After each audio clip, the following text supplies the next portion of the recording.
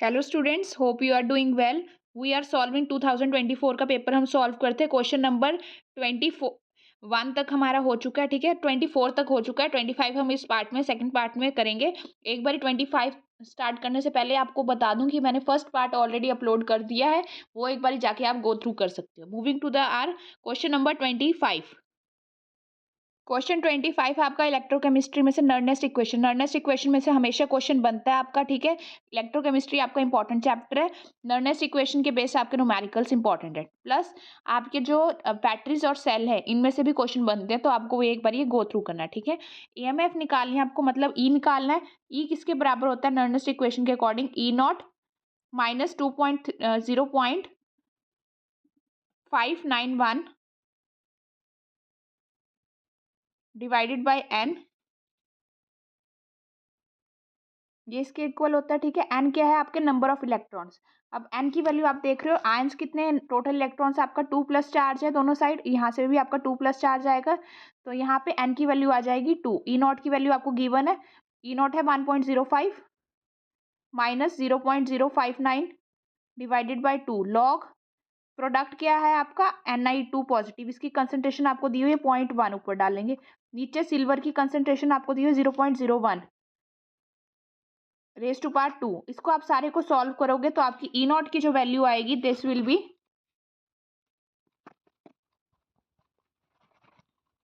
EMF की value आई है आपकी E is equal to 0.9614 volt, ठीक है। ये आपकी वैल्यू आई है ईएमएफ की। This is the answer of question number 25 का ये आंसर है। Next moving to the question number 26। First part है कि हेलो एल्कीन्स AgCN के साथ रिएक्शन करके आपका बनाते हैं आइसोसाइनाइड। वाई, ठीक है। आइसोसाइनाइड क्यों बनाते हैं?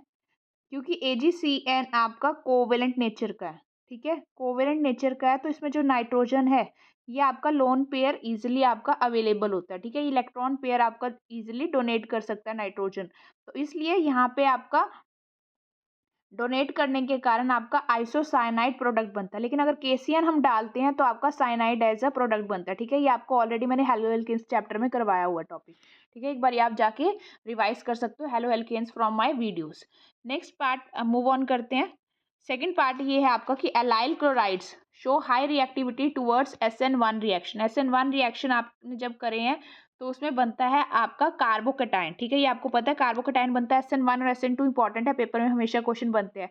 E1 E2 SN1 SN2, ये आपको सारे रिएक्शंस अच्छे से मैंने करवाए हुए हैं, ये आपको स्किप नहीं करने। इसमें से आप देखो 2 to 3 मार्क्स के क्वेश्चन जा रहे हैं आपके, ठीक है। एक MCQ में आया था, एक अब यहाँ पे हम रीजनिंग में देख रहे हैं। यहाँ पे SN1 में आपका कार्बोकेटाइन बनता है, और जो एलाइल क्लोराइड है यहाँ से आपका एलाइलिक कार्बोकेटाइन आपका ज्यादा स्टेबल बनता है, ठीक है। ये आपको पता है CH डबल बॉन्ड,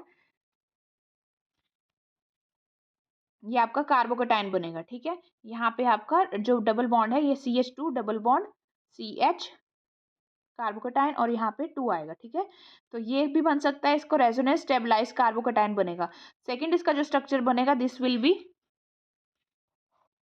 CH ऊपर 2 positive CH double bond CH2, ठीक है। ये इसको जो ऊपर स्ट्रक्चर लिखा है ये ऐसे भी लिख सकते हैं, रेजोनेंस स्टेबलाइज रेजोनेंस स्ट्रक्चर है ये इसका, ठीक है। रेजोनेंस स्टेबलाइजेशन के कारण आपका allyl chloride show high reactivities towards SN1 reaction, ठीक है। थर्ड पार्ट है आपका haloarenes are less reactive towards nucleophilic substitution reaction, ठीक है। जो हेलो एरीन्स होती हैं आपकी वो कैसी बनी होती है? This will be your benzene ring, और इसके ऊपर X होता है। तो ये कार्बन और X का जो बॉन्ड है, ये वाला बॉन्ड, ये पार्शियली डबल बॉन्ड करेक्टर आता है, ठीक है। डबल बॉन्ड करेक्टर आने के कारण ये आपका डिफिकल्ट टू ब्रेक हो जाता है, ठीक है। This will be difficult to break because of the partial double bond character, that's why haloarenes are less reactivity towards the nucleophilic substitution reaction. Next question, move on 27 question पे जाते हैं हम, ठीक है। 27 क्वेश्चन पे आपको ये activation energy निकालनी है। क्वेश्चन है आपको रेट कांस्टेंट की वैल्यू आपकी quadruples, rate constant quadruples when temperature increases from 300 to 320, आपको एक्टिवेशन एनर्जी निकालनी है, ठीक है। अब इसको सॉल्व कैसे करेंगे? इसको आपको जो एक्टिवेशन का फॉर्मूला कराया हुआ है मैंने, उसी से ही हम सॉल्व करेंगे, ठीक है। उसमें मैंने आपको फॉर्मूले में एक फॉर्मूला ये भी करवाया था, log K2/K1 is equal to EA divided by 2.303R bracket में 1/T1 माइनस 1/T2। अभी सारी की वैल्यूज जस्ट सब्स्टिट्यूट करनी है। क्वाड्रिपल्स मतलब 4 टाइम्स, तो 4 इंटू के डिवाइडेड बाई के इज इक्वल टू ई ए आपको निकालना है, 2.3 एज इट इज रखना है। आर की वैल्यू आपने पुट करनी है, क्वेश्चन में गिवन है यहाँ पे कि 2.3 आर की जगह क्या डालना है आपने 19.5, ठीक है। तो यहाँ पे वैल्यू डालोगे आप 19.5, इस सारे की जगह मैंने ये जो सारा लिखा हुआ है आपका 2.3 इंटू आर, इसकी जगह जो क्वेश्चन में वैल्यू गिवन है वो मैंने सब्स्टिट्यूट करी 19.15 माइनस टेम्परेचर T1 क्या है 300, T2 क्या है 320। सारे को सॉल्व करने के बाद आपका के से के तो कैंसिल, और log 4 क्या होता है ये वैल्यू भी आपको गिवन है क्वेश्चन में। Okay, on substituting the values E A की वैल्यू जो आएगी this will be E A is equal to 55.152 kilo joule per mole. Okay, this will be your answer, ये 1 है ई ए की value. Okay, next moving to the question number 28 पे move on करते हैं हम। 28 question क्या है आपका कि आपको अ कंपाउंड एक्स, ठीक है, एक्स कंपाउंड दिया हुआ है और उसका मॉलिक्यूलर फॉर्मूला दिया हुआ है।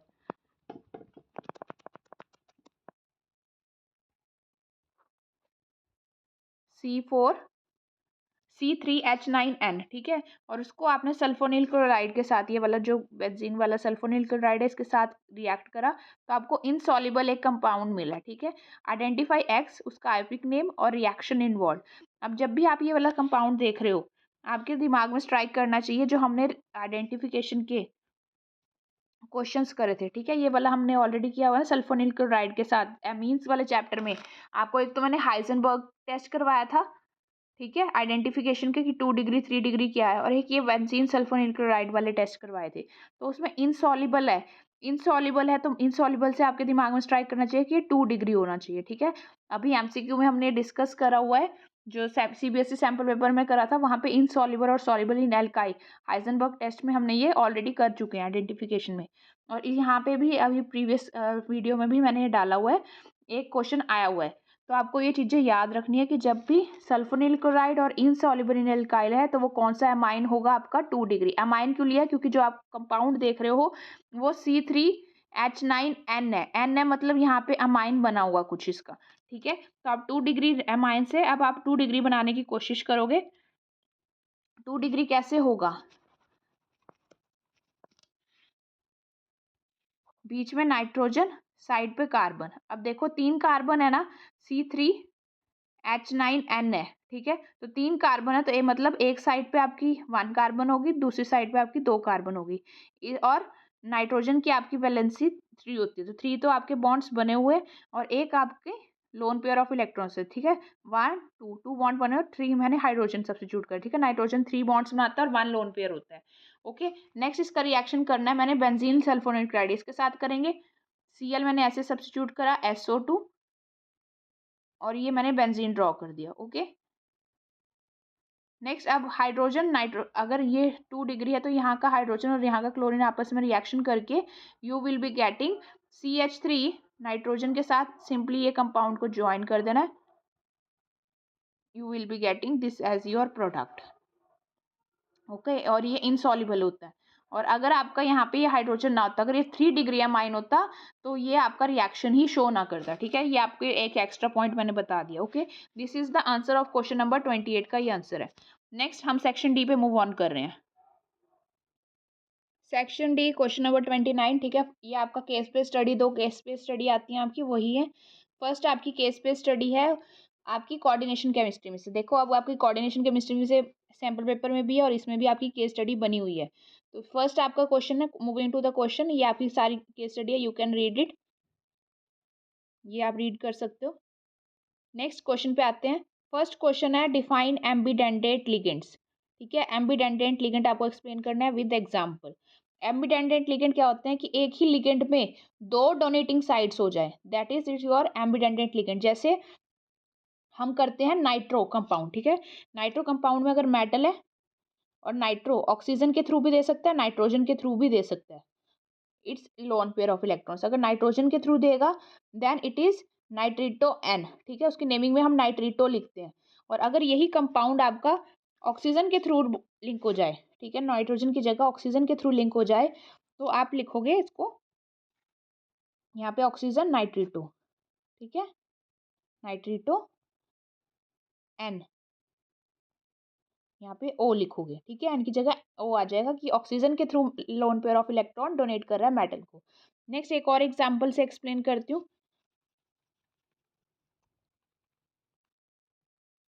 जैसे आपका है SCN, इसमें आपके दो डोनेटिंग साइट है, सल्फर से भी आपका बॉन्ड बन सकता है और नाइट्रोजन भी आपका बॉन्ड बना सकता है मेटल के साथ। तो ये भी आपका किसका एग्जांपल है? अगर सल्फर से बनाएंगे तो हम थायो साइनेट ग्रुप लिखेंगे, और अगर नाइट्रोजन से लिखेंगे तो साइनाइड ग्रुप। ओके, ये आपके कुछ एग्जांपल्स है। नेक्स्ट पार्ट पे मूव ऑन करते हैं इसका।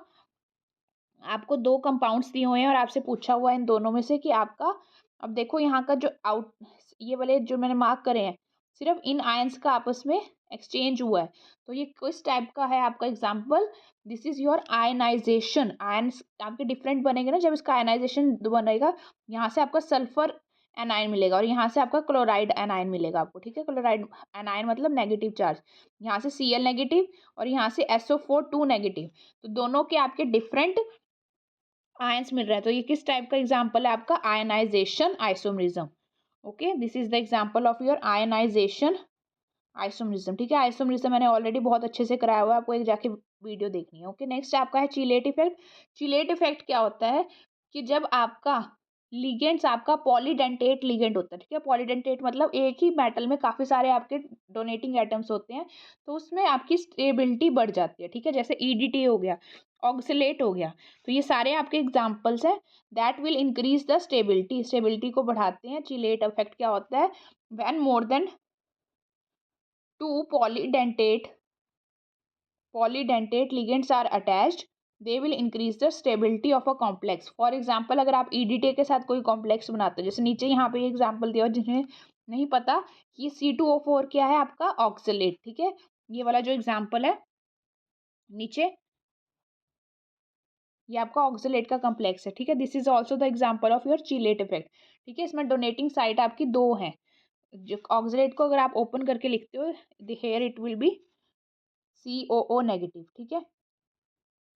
तो आपके दो डोनेटिंग साइड है, इस वाले ऑक्सीजन के साथ भी लिंक कर सकते हैं, इसके साथ भी, तो आपका जब मेटल लिंक होगा तो वो एसिड लिंक होगा, ठीक है। अगर टू, फॉर एग्जांपल अगर आपके यहाँ पे क्रोमियम लिखा हुआ है, तो क्रोमियम के साथ 3 ऑक्सीलेट लगाए हुए हैं, C2O4, ये एक साइड बन गया, ये एक साइड एक और CO बनेगा, इसका जो स्ट्रक्चर बनेगा वो बना के मैं दिखा रही हूँ आपको, then it will be clear to more you.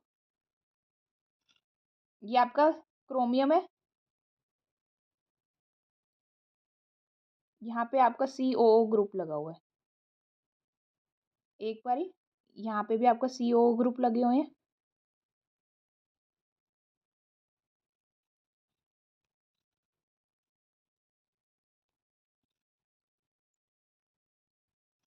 ये आप ऑब्जर्व कर रहे हो कि ये आपका ऑक्सलेट कॉम्प्लेक्स है, ठीक है। यहाँ पे जो ऑक्सीजन के थ्रू लिंकिंग है आपकी, तो ये हेक्सा टाइप जो आपका है हेक्सागोनल टाइप स्ट्रक्चर बन गया, ठीक है। अब यहाँ पे ये सारे CO लिंक थे 3 क्रोमियम के अराउंड, ठीक है, ऑक्टाहेड्रल ज्योमेट्री है ये आपकी। और ऑक्सलेट देखोगे आप तो CO यहाँ पे आपके 3 ऑक्सलेट ग्रुप लिंक है, तो ये कौन से आपका एग्जाम्पल हो गया? चिलेट का, ठीक है। Chelate will increase the stability. Okay, next इसका एक और का क्वेश्चन है, आपको कोऑर्डिनेशन नंबर और ऑक्सीडेशन स्टेट निकालना है इसी कॉम्प्लेक्स का जो मैंने ड्रॉ करा है। अब जब आप कोऑर्डिनेशन नंबर निकालोगे तो आप देख रहे हो कि आपके एक क्रोमियम के साथ दो ऑक्सलेट लिंक है, तो ये आपका बाइडेंटेट लिगेंड होता है ऑक्सलेट, और ये आपके 3 लगे हुए हैं, ठीक है, तो 2 × 3 6 कोऑर्डिनेशन नंबर आया आपका। ऑक्सीडेशन स्टेट कैसे निकालते हैं हम? जिसका निकालना होता है सेंट्रल मेटल एटम का, ठीक है, तो X लिखेंगे उसको, और इसको 3 × 6 इक्वल टू, यहाँ पे क्रोमियम 3 नेगेटिव आएगा, इक्वल टू -3, सॉल्व करोगे एक्स की वैल्यू +3 आएगी, तो ऑक्सीडेशन स्टेट क्या है आपकी +3 और आपका कोऑर्डिनेशन नंबर है 6। ओके, नेक्स्ट केस स्टडी पे मूव ऑन करते हैं। Question number 30।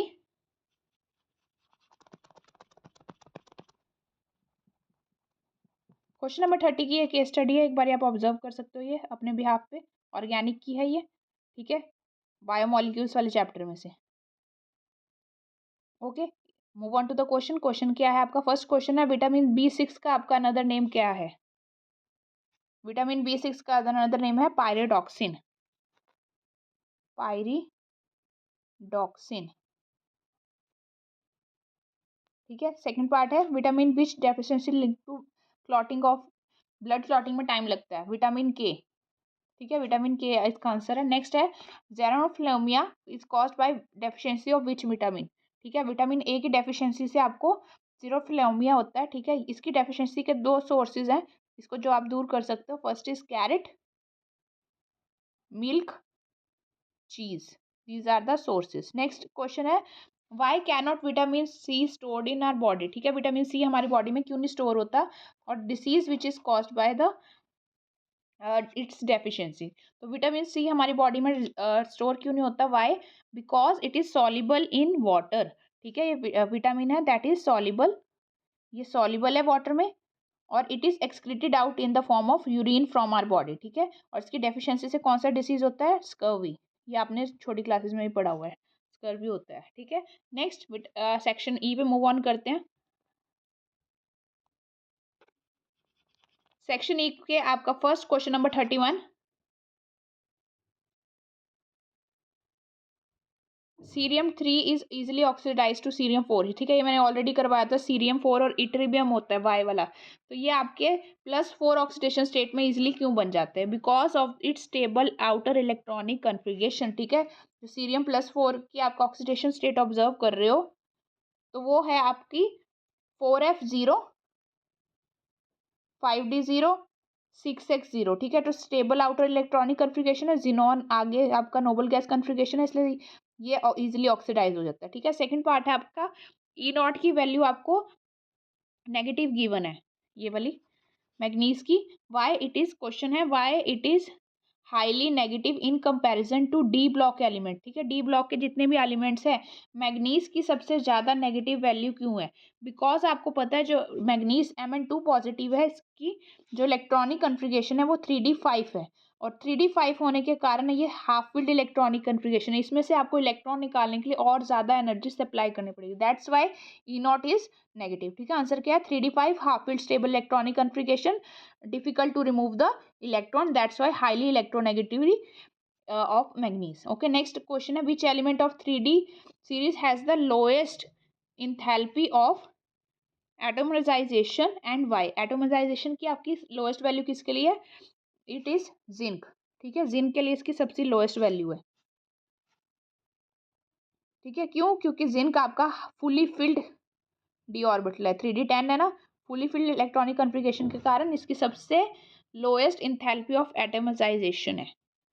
नेक्स्ट पार्ट है D part, what happens when sodium chromate is acidified, sodium chromate को जब आप एसिडिफाइड करते हो then it will be convert to your sodium, पहले सबसे पहले आपको पता होना चाहिए what is sodium chromate, Na2CrO4, ठीक है, सोडियम क्रोमेट है, प्लस एसिडिफाइड मतलब H2SO4 डाला, तो आपका रिएक्शन बन के आपका सोडियम किस में कन्वर्ट हो गया, Na2Cr2O7, ठीक है, यह आपका रिएक्शन प्रोडक्ट बना है, तो इसी के कारण ये आपका एसिडिफाइड होता है, और इसकी में आप ऑक्सीडेशन स्टेट निकालोगे क्रोमियम की, that will be the stable electronic configuration, okay, stable electronic configuration के कारण sodium chromate is acidified.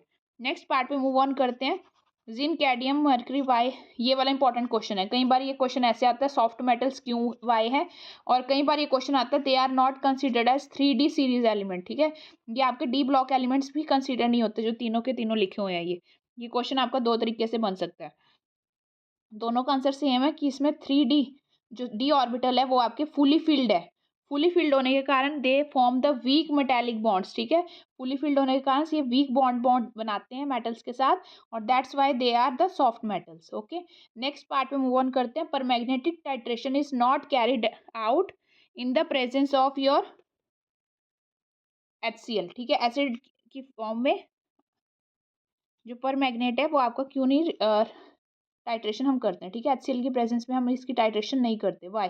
The reason behind it is KMnO4 है जो पोटेशियम पर मैग्नेट है वो easily oxidized to your water and chlorine, तो आपका titration possible ही नहीं है, ठीक है, तो इसलिए इसको HCl की प्रेजेंस में हम नहीं करते, ठीक है। KMnO4 आपने टाइट्रेशन प्रैक्टिकल में कर रहे हो तो आपने वहाँ ऑब्जर्व करा होगा कि हम एसिडिक मीडियम नहीं रखते नीचे, क्यों? Why? Because in the acidic medium it is easily oxidize, ठीक है। मैग्नीज है वो अपनी मैक्सिमम ऑक्सीडेशन स्टेट +7 तक लेके जा सकता है, 2 to +7, तो ऑक्सीडेशन स्टेट बढ़ाने के कारण it will not use in the titration with the HCl acidic medium, ठीक है। और एक और बात अभी हमने ऊपर करा है कि क्रोमियम कर सकता है, ठीक है, क्रोमेट वाली Cr2O7 में कन्वर्ट होता है, तो ये वाली टाइट्रेशंस आपकी टाइट्रेशन भी और इनके रिएक्शन भी मैग्नीज के और इसके, ये इंपॉर्टेंट है, इसके बेस आपके देखो क्वेश्चंस ऑब्जर्व हो रहे हैं आपको सैम्पल पेपर में भी और यहाँ पे भी। नेक्स्ट पार्ट, लास्ट पार्ट है इस क्वेश्चन का कि lower oxidation states of transition metal, ठीक है, जो लोअर ऑक्सीडेशन स्टेट में है वो मेटल्स आपके बेसिक है और हायर ऑक्सीडेशन स्टेट में वो आपके एसिडिक है, ठीक है, ये this is will be the highest में एम्फोटेरिक और एसिडिक दोनों है। इसका रीजन बताओ। जो लोएस्ट ऑक्सीडेशन स्टेट में होंगे तो मेटल के पास आपका आयनिक बॉन्ड बनाते हैं, ठीक है, आयनिक बॉन्ड भी बनाते हैं और ट्रांजिशन मेटल्स आपके इजीली डोनेट कर पाते हैं। लेकिन हाईएस्ट ऑक्सीडेशन स्टेट में आपके जो ये ट्रांजिशन मेटल्स है दे फॉर्म द कोवेलेंट बॉन्ड, ठीक है, कोवेलेंट बॉन्ड बनाते हैं, that's why they will amphoteric और एसिडिक, ठीक है, पार्शली आयनिक होते हैं। तो इसका आंसर क्या है आपका? Lower oxidation state, lower oxidation state they are in ionic state and with water they will form a base। for example इसका एग्जाम्पल लिख सकते हो आप, मैग्नीज का MnO लोअर ऑक्सीडेशन स्टेट में आपका वाटर के साथ रिएक्शन करके मैग्नीज हाइड्रोक्साइड बनाएगा, ठीक है, this will be the basic compound. लेकिन हायर ऑक्सीडेशन स्टेट में they will form a covalent bond, ठीक है, हायर ऑक्सीडेशन स्टेट में, high oxidation state covalent bond with water they will form a acid। for example Mn2O7 है, ये water के साथ react करके आपका HMnO4 एसिड बना रहा है, दिस इज द एग्जाम्पल, ठीक है, इसको एक्सप्लेन कर सकते हो आप ऐसे, ठीक है, तभी आपको 1 मार्क्स मिलेगा। फर्स्ट 1 हाफ ऑफ मार्क्स मिलेगा आपको फॉर द रीजनिंग, ठीक है, आयनिक और कोवेलेंट लिखने का, और हाफ मार्क्स मिलेगा आपको रिएक्शन एग्जाम्पल के साथ एक्सप्लेन करने, ठीक है। जिन्हें फुल मार्क्स लेने हैं केमिस्ट्री में then you have to explain each and every point. Next moving to the question number 32।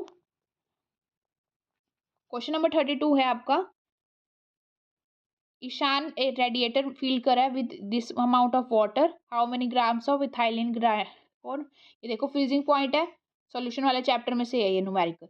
Okay, numerical solve करेंगे अब ये, इसका जो न्यूमेरिकल है इसको में आपको जो वैल्यू गिवन है वो आपको मास गिवन है, ठीक है, आपको फ्रीजिंग पॉइंट गिवन है -28 और KF की वैल्यू गिवन है, ठीक है, तो सिंपल आप फॉर्मूला अप्लाई करोगे। अब डेल्टा TF निकालने के कारण आप क्या करोगे, 0 होता है 0 डिग्री सेल्सियस में वाटर फ्रीज करता है, 0 माइनस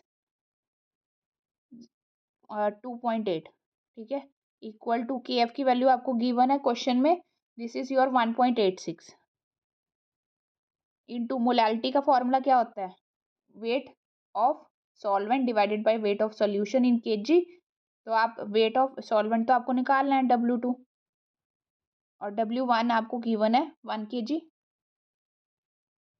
मोलैलिटी जस्ट यहाँ पे m की वैल्यू, स्मॉल m की वैल्यू को हम सब्स्टिट्यूट कर रहे हैं, ठीक है, स्मॉल m का फॉर्मूला जो होता है W2/m2 इंटू 1000 डिवाइडेड बाय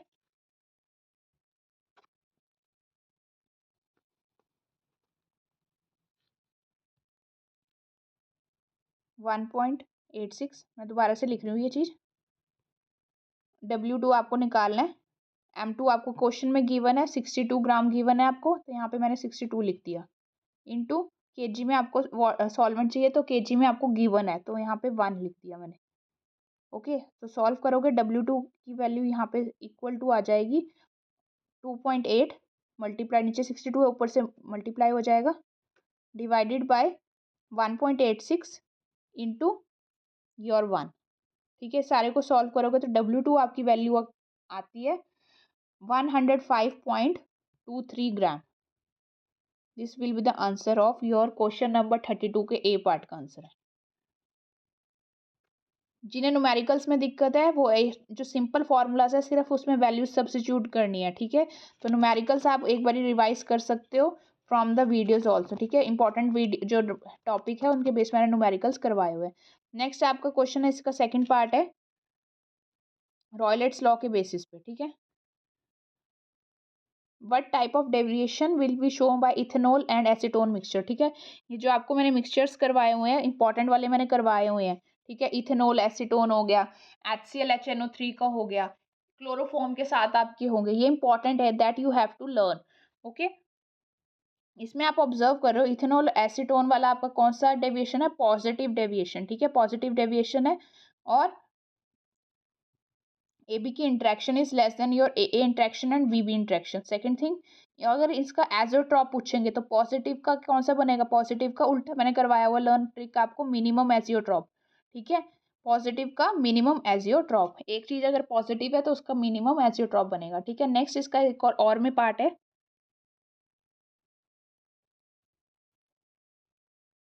इसमें आपको बॉइलिंग पॉइंट पूछा हुआ है। ठीक है, बॉइलिंग पॉइंट दिया हुआ है वाटर का, तो 100 में से आपको ये सब्ट्रैक्ट करना है। तो इसके लिए formula delta TB is equal to KB into M. जैसे ऊपर निकाला था M की जगह हम W2 by M2 into 1 upon your weight of solvent. ठीक है, वो सारा सब्स्टिट्यूट करेंगे तो आपको यहाँ से M2 की वैल्यू, सॉरी W2 की वैल्यू निकालनी है। ठीक है, बाकी सारा कुछ आपको क्वेश्चन में गिवन है।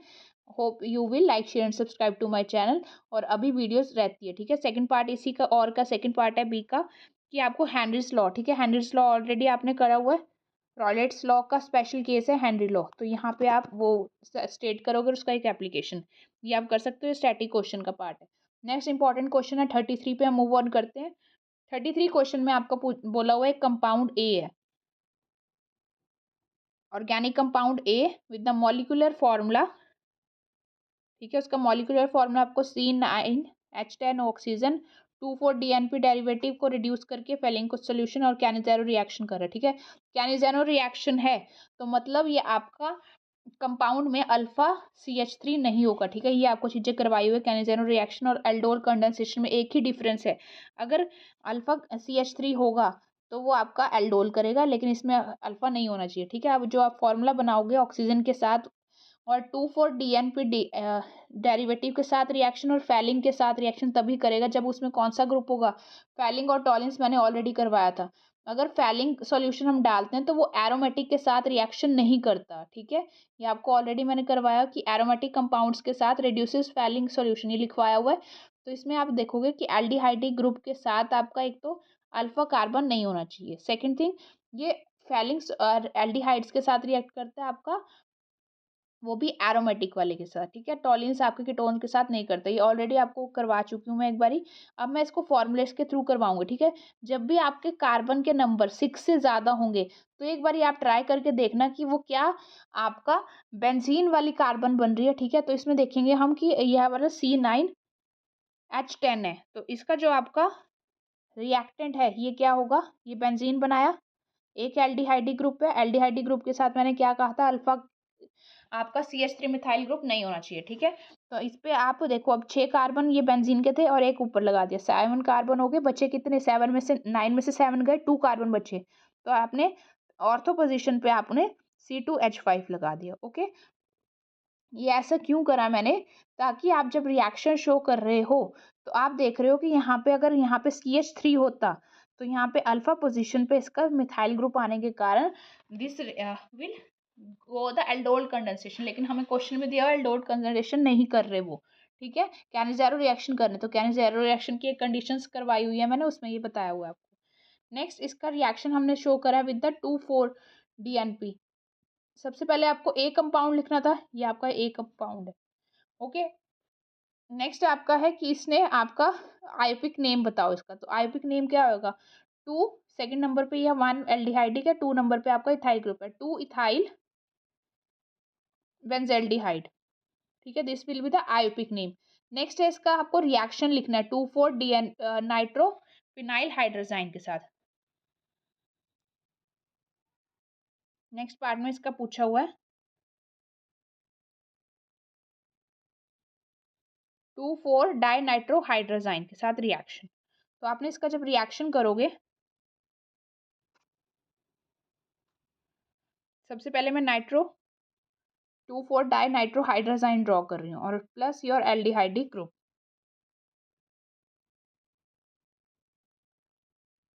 NH2N।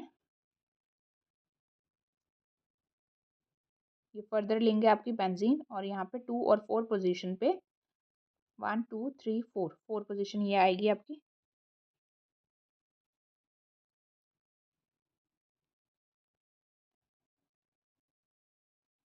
NO2 लगाना है।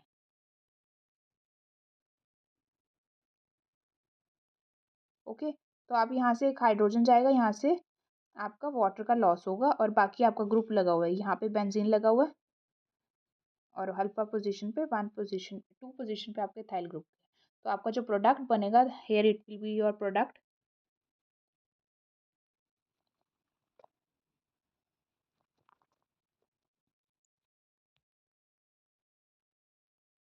Benzene ring, C2H5, carbon double bond N, बाकी सारा एज इट इज NO2 लगेगा, यहाँ पे बेंजीन लगेगा, ठीक है। तो this will be your product. और इसके कौन से कलर के प्रेसिपिटेट आएंगे? आपके ऑरेंज कलर के। ओके, एजो डाई बना रहा है बेसिकली ये।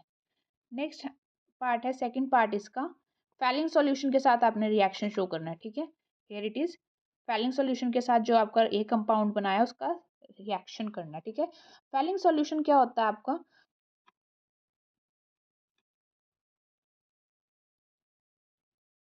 फैलिंग ए और फैलिंग बी ये दोनों होते हैं। Fehling A aqueous copper sulphate, Fehling B Rochelle salt, ठीक है। जब एरोमेट एल्डिहाइडिक होता है, ठीक है, aromatic aldehyde will give no reaction, ठीक है, this will be the answer. Next Cannizzaro reaction का पार्ट करना है आपको इसी का, ठीक है। सी थर्ड पार्ट है आपका Cannizzaro reaction. You have to, एक का रिएक्शन आपने कैनिजेरो रिएक्शन करना है, ठीक है। कैनिजेरो रिएक्शन में क्या होता है? कंसनट्रेटेड NaOH डालते हैं हम, ठीक है। जो आपका ग्रुप है C2H5 यहाँ लिखा हुआ है बेंजीन के साथ, और ये आपका CHO है। तो ये बेंजल्डिहाइड वाला ग्रुप एक बार इसके साथ कंसंट्रेटेड NaOH के साथ इसका रिएक्शन करा, you will be getting the product. एक बार तो इसका सोडियम का सॉल्ट मिलेगा CONA प्लस, ये benzaldehyde will reduce to your alcoholic group CH2OH. Okay, this will be the product. Hope you will like, share and subscribe to my channel. Thank you.